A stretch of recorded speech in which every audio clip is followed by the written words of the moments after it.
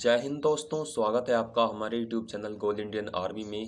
दोस्तों, इस वीडियो में आज मैं सीआईएसएफ के बारे में आपको फुल इन्फॉर्मेशन देने वाला हूं कि सीआईएसएफ क्या है, इसका क्या काम होता है, इसमें कौन कौन सी पोस्ट होती हैं और सीआईएसएफ में जीडी कांस्टेबल बनने के लिए क्या सिलेक्शन प्रोसेस होता है।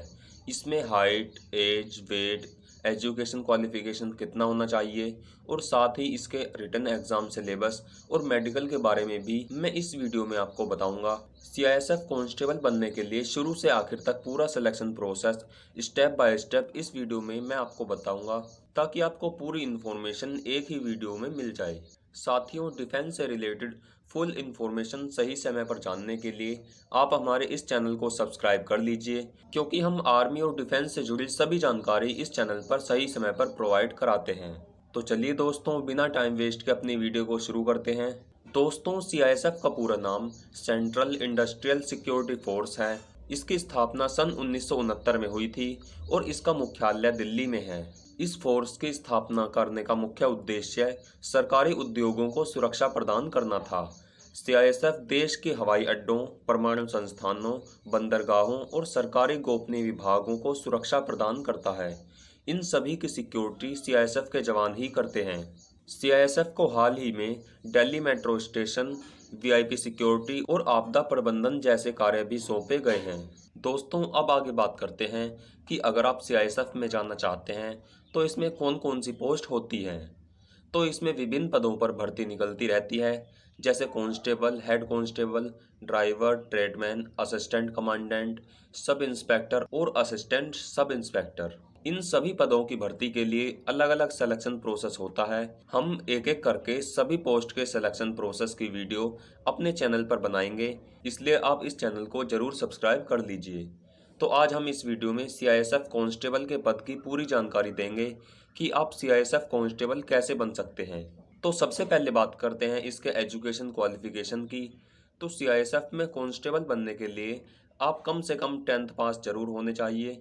10th पास कैंडिडेट्स इसके फॉर्म को अप्लाई कर सकते हैं। और मैं एक इम्पोर्टेंट बात आपको बता दूं कि इसके फॉर्म को मेल और फीमेल दोनों भर सकते हैं, यानी कि लड़के और लड़कियां दोनों इसमें जा सकते हैं। तो अब बात करते हैं इसमें हाइट के बारे में। तो अगर आप मेल कैंडिडेट्स हैं और आप जनरल, ओबीसी, एससी या ईडब्ल्यूएस कैटेगरी में आते हैं तो आपकी मिनिमम हाइट 170 सेंटीमीटर होनी चाहिए। और अगर आप एसटी कैटेगरी में आते हैं तो आपकी मिनिमम हाइट 162.5 सेंटीमीटर होनी चाहिए, तभी आप इसके लिए अप्लाई कर सकते हैं। दोस्तों, इसके बाद बात करते हैं फीमेल कैंडिडेट्स की। तो अगर आप एक लड़की हैं और आप जनरल, एससी, ओबीसी या ईडब्ल्यूएस कैटेगरी में आती हैं तो आपकी मिनिमम हाइट 157 सेंटीमीटर होनी चाहिए। और अगर आप एसटी कैटेगरी की फीमेल्स हैं तो आपकी मिनिमम हाइट 150 सेंटीमीटर होनी चाहिए, तभी आप इसके लिए अप्लाई कर सकते हैं। साथियों, इसके बाद बात करते हैं इसमें एज लिमिट के बारे में। तो इसमें जनरल कैटेगरी के कैंडिडेट्स की एज 18 से 23 साल के बीच होनी चाहिए और ओबीसी कैटेगरी के कैंडिडेट्स की एज 18 से 26 साल के बीच होनी चाहिए और एससी या एसटी कैटेगरी के कैंडिडेट्स की एज 18 से 28 साल के बीच होनी चाहिए। ये गर्ल्स और बॉयज़ दोनों के लिए ही समान होती है। इसके बाद बात करते हैं इसके सिलेक्शन प्रोसेस की। तो सीआईएसएफ में कांस्टेबल की पोस्ट पर आप दो तरह से जा सकते हैं। पहला, एसएससी जीडी के द्वारा। एसएससी जीडी में सीआईएसएफ की काफ़ी संख्या में वैकेंसीज आती हैं। अगर आप एसएससी जीडी के द्वारा सीआईएसएफ को ज्वाइन करना चाहते हैं तो इसकी फुल इन्फॉर्मेशन की वीडियो हमने पहले ही बना रखी है कि एसएससी जीडी क्या है, इसके द्वारा आप पैरामिलिट्री फोर्स को कैसे ज्वाइन कर सकते हैं। इसका पूरा सिलेक्शन प्रोसेस हमने उस वीडियो में बताया है, तो आप उसको हमारे चैनल पर जाकर एक बार जरूर देख लीजिए। उसका लिंक हम आपको इस वीडियो को डिस्क्रिप्शन बॉक्स में भी दे देंगे। तो पहला तो आप एसएससी जीडी के द्वारा जा सकते हैं और दूसरा, इसकी वैकेंसीज अलग से भी निकलती हैं जो सीआईएसएफ के द्वारा समय समय पर निकाली जाती हैं। जब सीआईएसएफ में कांस्टेबल स्टाफ की कमी होती है तब इसकी भर्ती आ जाती है। इसकी भर्ती का कोई फिक्स टाइम नहीं होता है कि कब आएगी, हर साल आएगी या 2 साल में आएगी, कई बार तो 1 साल में 2 बार भी आ जाती है। तो इसका ध्यान आपको रखना होगा, इसके लिए आप हमारे चैनल से जुड़े रहिए। तो अब बात करते हैं कि जब इसकी अलग से वैकेंसी आती है जो सीआईएसएफ विभाग निकालता है, उसमें सबसे पहले क्या होता है। तो इसमें जब भी भर्ती निकले, सबसे पहले आपको इसका फॉर्म भरना होगा। अगर ऑनलाइन है तो ऑनलाइन भरना होगा, और यदि ऑफलाइन है तो आपको फॉर्म लाकर उसे भरकर दिए गए एड्रेस पर पोस्ट करना होगा। यदि ऑफलाइन फॉर्म भरकर आपको भेजना होगा, वैसे तो अब ऑनलाइन फॉर्म ही निकलते हैं ज़्यादातर। इसके फॉर्म भरने के 2 महीने बाद आपको सबसे पहले डॉक्यूमेंट वेरिफिकेशन के लिए बुलाया जाएगा। डॉक्यूमेंट वेरिफिकेशन में वहां पर आपको अपने सभी डॉक्यूमेंट्स लेकर जाने होंगे। डॉक्यूमेंट्स में सबसे पहले आपको अपना कैटेगरी सर्टिफिकेट लेकर जाना होगा। दूसरा, आपको एजुकेशन सर्टिफिकेट लेकर जाने होंगे, जैसे कि 10th की ओरिजिनल मार्कशीट। तीसरा, आपको डेट ऑफ बर्थ सर्टिफिकेट दिखाना होगा। इसमें आप अपने 10th की मार्कशीट भी दिखा सकते हैं। फोर्थ नंबर, अगर आप ईडब्ल्यूएस कैटेगरी में आते हैं तो आपको ईडब्ल्यूएस सर्टिफिकेट भी लेकर जाना होगा, वरना आपको इसका बेनिफिट वहां पर नहीं मिलेगा। और आपको अपनी एक आईडी प्रूफ भी लेकर जानी होगी, जैसे कि आधार कार्ड या पैन कार्ड या फिर ड्राइविंग लाइसेंस में से कोई एक लेकर आपको जाना होगा। डॉक्यूमेंट वेरिफिकेशन के बाद आपको पीएसटी यानी कि फिजिकल स्टैंडर्ड टेस्ट के लिए बुलाया जाता है। पीएसटी में आपकी हाइट, वेट और चेस्ट मापी जाती है। हाइट के बारे में हमने आपको अभी बता ही दिया है। फिर आपका वहां पर वेट चेक किया जाएगा। आपका वेट आपकी हाइट के अकॉर्डिंग ही होना चाहिए। बॉयज़ के लिए मिनिमम वेट 50 किलोग्राम और गर्ल्स का मिनिमम वेट 48 किलोग्राम होना चाहिए। और अगर बात करें चेस्ट की, तो बॉयज़ की चेस्ट बिना फुलाए 80 सेंटीमीटर और फुलाने के बाद 80 सेंटीमीटर होनी चाहिए।